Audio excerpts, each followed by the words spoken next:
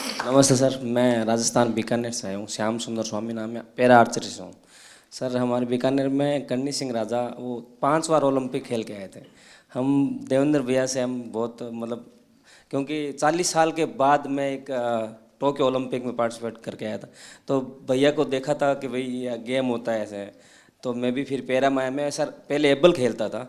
2016 में मेरे को पता चला कि भाई पैरा का भी कुछ है, क्योंकि भैया का अखबार में फोटो आया था बहुत बड़ा।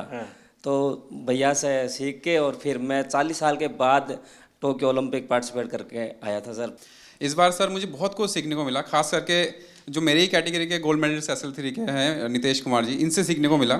सर पूरे लाइफ में जिनसे वो जीते, एक बार भी उनसे मैच इससे पहले नहीं जीते थे। और उनकी वजह से, जबकि मैं उनको हरा चुका, कि अगर वो कर सकते हैं तो मैं जरूर उनको दोबारा हरा सकता हूँ और इवन पूरे वर्ल्ड में सबको हरा सकता हूँ। Thank you sir. मेरा नाम डॉक्टर सत्यपाल है और मैं पैरा एथलेटिक्स का कोच हूँ। शायद ही यहाँ पे कोई कोच होगा जो मेरे से पहले पैरा एथलीट्स को ट्रेनिंग करा रहा होगा। मैंने 2005-06 में पैरा एथलीट्स को ट्रेनिंग कराना शुरू किया। तो जब कैसे विचार आया आपको ये?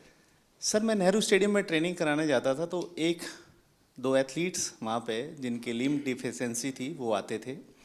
तो मैंने उनको देखा, पढ़ा, फिर देवेंद्र जी के बारे में सुना कि उन्होंने 2004 एथेंस ओलंपिक में गोल्ड मेडल जीता था। तब मैंने इसके बारे में स्टडी किया और मैंने स्टार्ट किया थोड़ा थोड़ा करना। तो सभी कोचिस नेहरू स्टेडियम में मुझे बड़ी अजीब नज़रों से देखते थे कि मैं दीपा मलिक जी की चेयर को पुश करके जाता हूँ, किसी पैरा एथलीट को ट्रेनिंग करा कर न जाता हूँ, अंकुर धामा का हाथ पकड़ के उसको नेहरू स्टेडियम में घुमाता हूँ।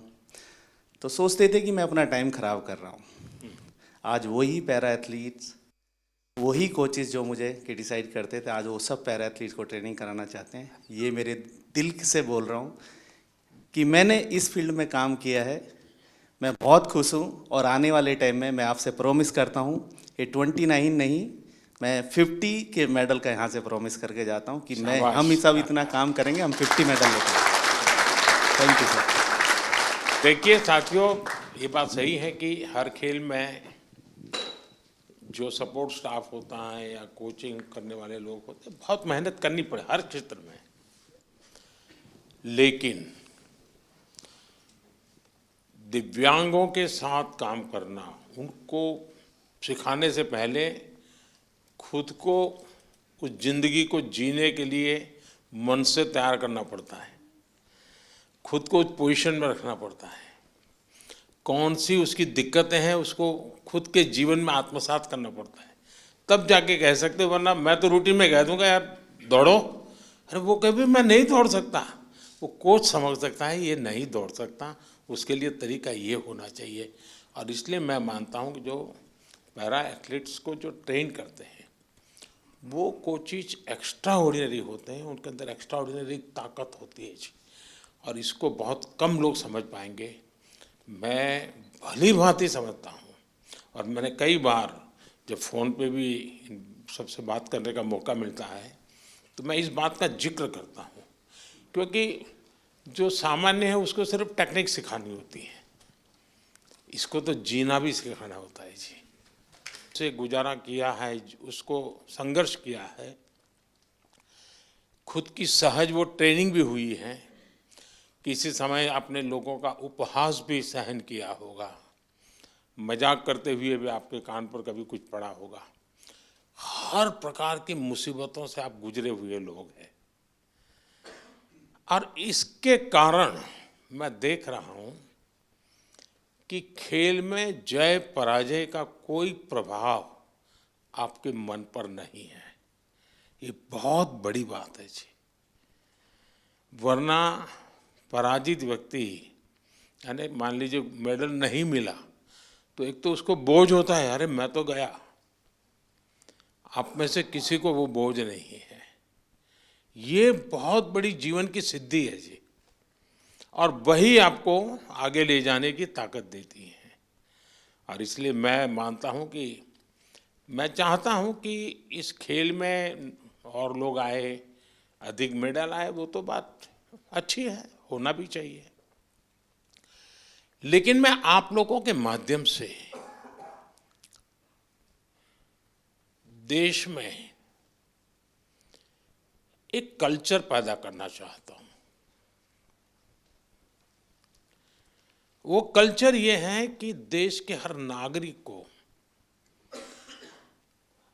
समाज में जिनके जीवन में इस प्रकार की कठिनाई है, जो हमारे दिव्यांग जन है, उनकी तरफ देखने का दृष्टिकोण बदले।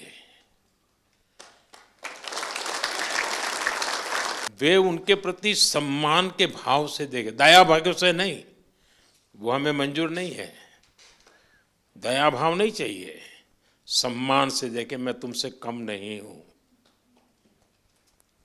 ये मिजाज मुझे देश में पैदा करना है, और मेरे दिव्यांग भाई बहनों में भी मुझे वो मिजाज पैदा कर। वो खेलते हो न खेलते हो अलग बात है, उन्हें निराश होने की जरूरत नहीं है।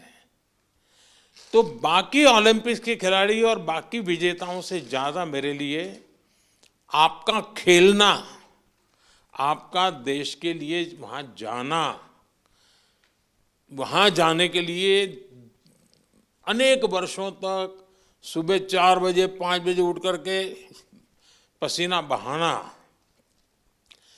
ये मेहनत कभी भी बेकार नहीं जाएगी, मैं आपको विश्वास देता हूं।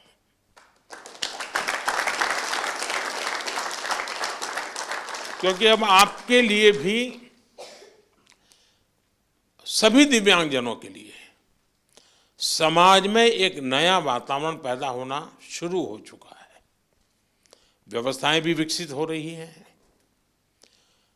हर एक को लगता है कि अरे भाई मुझे भी तो हेल्प करनी चाहिए, मुझे साथ रहना चाहिए। मैं बैठा हूँ, वो खड़े हैं, मैं खड़ा हो जाऊँ, उनको बिठा दूँ, यानी बदलाव आता है। तो आप जो ये कंट्रीब्यूशन कर रहे हैं, वो एक पूरे समाज के मन को बदलने का आपका कंट्रीब्यूशन है। सिर्फ मेडल नहीं, मेडल से ज़्यादा आप माहौल बदल रहे हैं।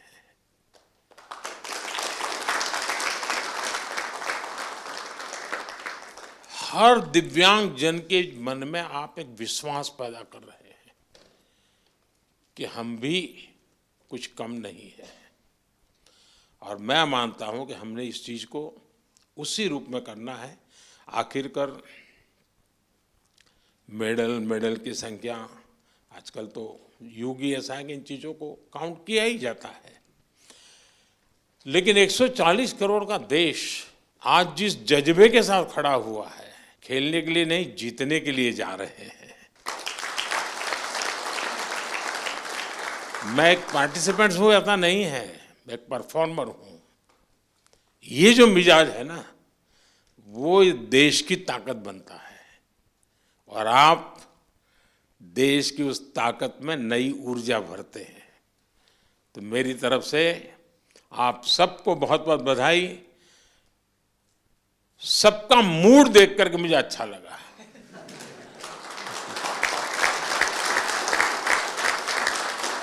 वरना मैंने कुछ लोगों का देखा है कि दूसरी ओलंपिक आने तक चेहरे पर हंसी ही नहीं आती है। क्यों? तो वो पिछली ओलंपिक में रह गया था। वो मुझे दृश्य यहाँ नजर नहीं आ रहा है। मतलब मुझे लगता है नेक्स्ट ओलंपिक भी आप जीत चुके हैं।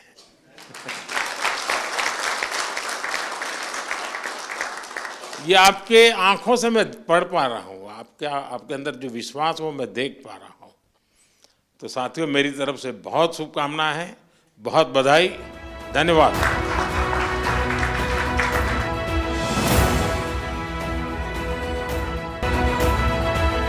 तुमसे तो डर के